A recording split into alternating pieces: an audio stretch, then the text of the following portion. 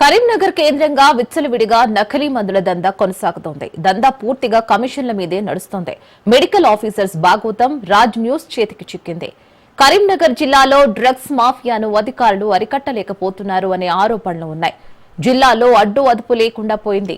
జిల్లా కేంద్రంలో వందల మెడికల్ ఏజెన్సీలు జనరిక్ మెడిసిన్ పేరిట వందల కోట్లు చేతులు మారుతున్నాయి.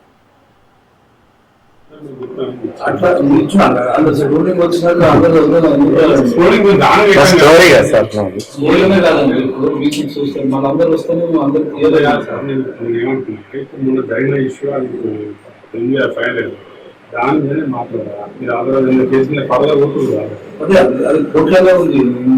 పేరు రాలేదు, కోర్టు ఉంది.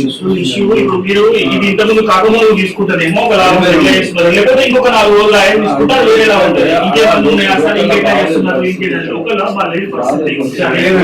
మనం పని చేసేది ప్రాపర్ గా ఉన్నారు. అది మిస్లీడ్ అయిపోయి కొత్త ఇష్యూస్ వస్తే మాకు ఇబ్బంది. అందుకే నా సమస్య గురించి అడిగాను. ఆ సమస్య కాదండి, దీంతో ఇప్పుడు ఆఫీస్ లో చెప్పచ్చు చెప్పండి. వాళ్ళు సార్ రమ్మన్నాక మళ్ళీ నిన్ననే చెప్పినా, మేము చాలా సార్లు చెప్పినాం. సార్ మాట తీసుకున్నాం. మళ్ళీ ఒక 1 మినిట్ ఎక్కువ సార్ దాని విషయం మాకు పని చేస్తున్నాం. అది కదా మీరు అర్థం కావట్లేదు. ఇష్యూ పిలుచుకున్నట్టు మాకు అవసరం అని చెప్పండి. మంచిగా పంపించారు. అది కాదండి, ఇప్పుడు ఇష్యూ బాగాలేదు, పరిస్థితి బాగాలేదు. అడగకుండా మీరు ఎట్లా ఎందుకుతారని చెప్పి ఇన్స్పెక్షన్ చేస్తున్నాము, ఇట్లా కేసు పెడుతున్నాం చేస్తున్నాం అని చెప్పండి. అట్లా ఏముంటుంది సార్? ఎందుకు మరి అంత అవసరం ఏంటంటే మాట నేను అనేది సార్, ఇప్పుడు రాష్ట్ర లెవెల్లో ఇష్యూలు జరుగుతున్నాయి. అక్కడ అంతటా జిల్లాలలో ఎత్తు ఉమ్మడి జిల్లాలో వచ్చిందా చెప్పండి.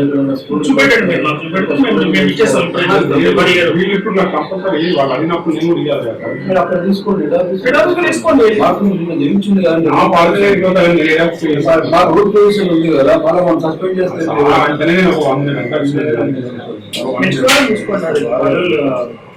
మొదట చార్జ్ మెమో ఇచ్చి మాకు ఇబ్బంది అంటే దాని గురించి మాట్లాడుతుంది. దేని గురించి అయినా కానీ మీకు బాగాలేదు, ఆ కేసు గురించి ఏ కేసు అయినా అండి. ఇప్పుడు మాకు ఇష్యూ ఉన్నప్పుడు బాగాలేనప్పుడు మేము ఎందుకు రప్చర్ కావాలని చెప్తాము.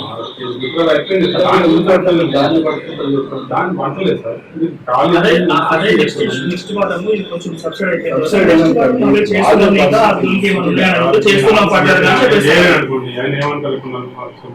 లేదు కోర్టు పోయడం చెప్పండి.